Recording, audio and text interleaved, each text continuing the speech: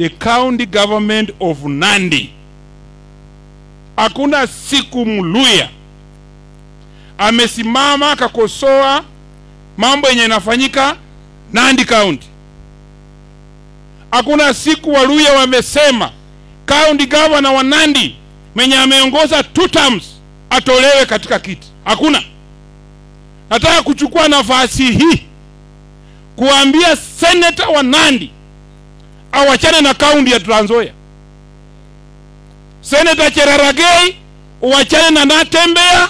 Natembeya is saying the problem of our people.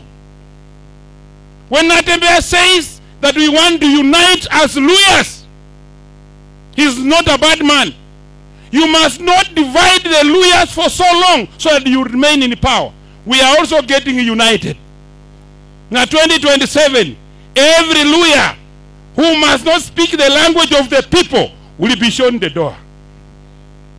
Na kama kuna Waluya wenye wameweka jam mbele na hawataki kusonga, rebweni kuchia kusiefwesi kama hindi. Please, we need respect as a community.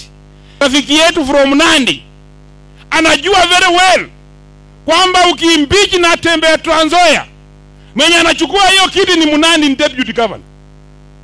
Fulani ndio game wako nayo. Hiyo game si hatutakubali.